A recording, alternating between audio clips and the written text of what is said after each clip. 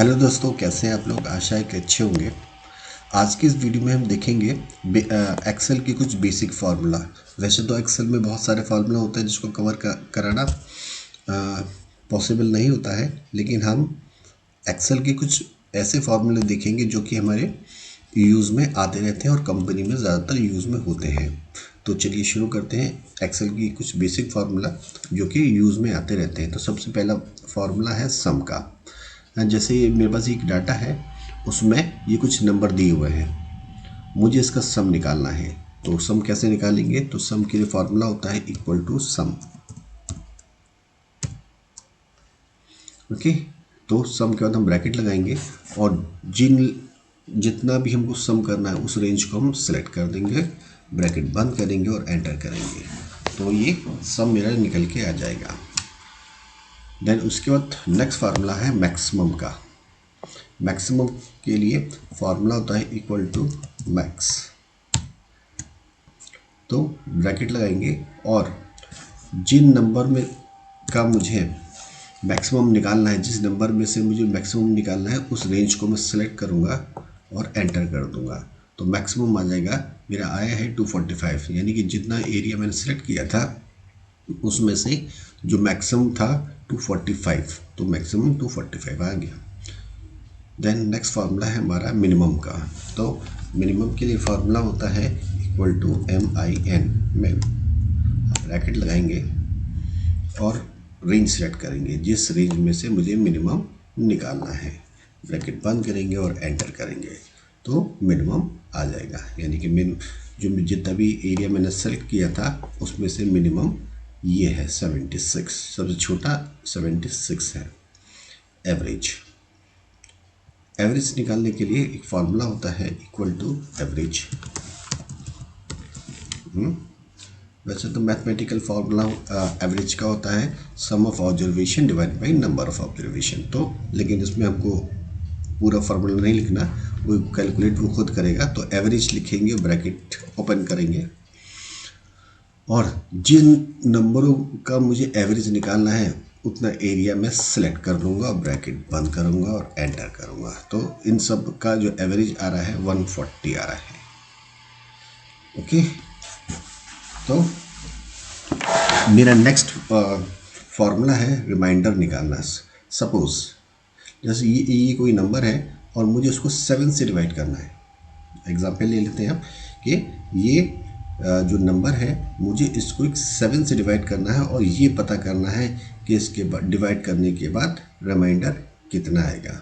मतलब कि अगर मैं इस नंबर में 7 से भाग देता हूँ तो कितना शेष बचेगा। ठीक है, तो उसके लिए एक फार्मूला होता है इक्वल टू मोड फार्मूला लगाएंगे। अब यहाँ पे फार्मूला लिखता है नंबर, कॉमा और डिवाइज़र। नंबर यानी कि किस नंबर को डिवाइड करना है हम वो सिलेक्ट कर लेंगे, कॉमा लगाएंगे। अब पूछ रहा है डिवाइज़र यानी किस से डिवाइड करना है, तो हम 7 लिख लेते हैं। ठीक है, जरूरी ये 7 कोई फार्मूला नहीं हुई, तो मैंने ऐसे ही बेसिक जनरली नंबर लिया है। आप किसी भी नंबर से डिवाइड कर सकते हैं, मैं 7 से कर रहा हूँ और एंटर करेंगे। तो इसका जो आंसर आएगा 5.67, आप डिवाइड करके पता कर सकते हैं। तो इसको सेलेक्ट करेंगे और नीचे हम ड्रैग कर देंगे, तो इन सब का जो रिमाइंडर आएगा वो इस तरह से आएगा। Okay, then integer. अब मुझे इंटीजर निकालना है, तो इंटीजर के लिए फार्मूला होता है। सबसे पहले बात करते हैं इंटीजर क्या होता है। इंटीजर क्या करेगा, जो भी मेरे ये नंबर है उसमें से डेसिमल वैल्यू हटा देगा। जैसे ये 89.67 है, तो उसमें से जो डेसिमल वैल्यू आ रही है 0.67, वो इसको यहाँ से हटा देगा।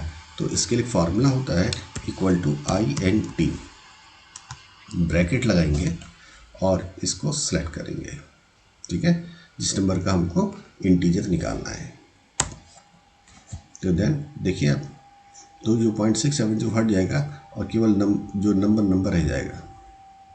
ओके, बस मैं इसको सेलेक्ट करूँगा, ड्रैग नीचे की तरफ कर दूँगा। ओके, देन अब ये मेरे पास ये देखिए एक दूसरी टेबल है, यहाँ पे कुछ एम्प्लॉयज़ हैं, ये उनकी डिपार्टमेंट है।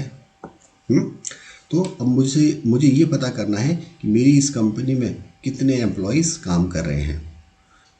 ठीक है, तो जो नंबर ऑफ़ एम्प्लॉयज़ निकालने के लिए एक फार्मूला होता है, वो फार्मूला होता है equal to count A.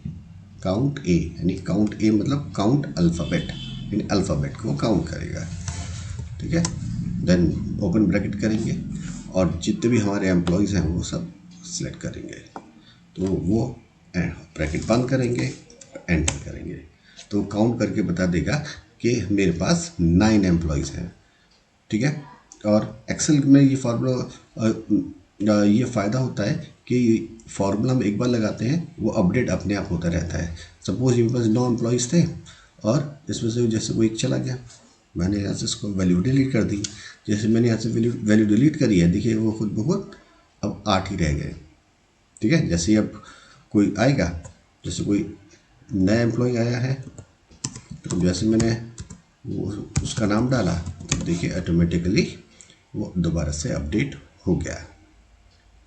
Then next आता है हमको, जैसे डिपार्टमेंट है, डिपार्टमेंट से मुझे ये पता करना है कि हमारे इस डिपार्टमेंट में मार्केटिंग में कितने लोग काम कर रहे हैं, यानी कि कितने एम्प्लॉयज़ मार्केटिंग में काम कर रहे हैं। तो वो हम कैसे निकालेंगे, तो उसके लिए फॉर्मूला होता है equal to count if bracket लगाएंगे और देखिए यहाँ पे पूछ रहा है रेंज और क्राइटेरिया।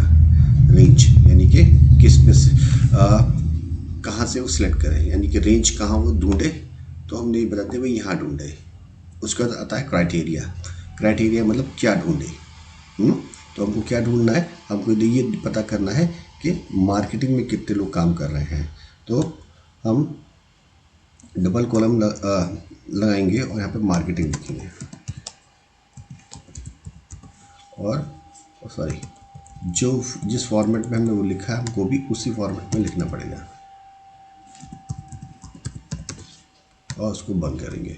ये ध्यान रखेंगे एक्सेल के अंदर कोई भी अल्फ़ाबेट फॉर्मूले में यूज़ कर रहे हैं तो उसको डबल इन्वर्टेड कॉमा में ही लिखेंगे। अगर आपने उसको डबल इन्वर्टेड कॉमा में नहीं लिखा तो आंसर आपका नहीं आएगा।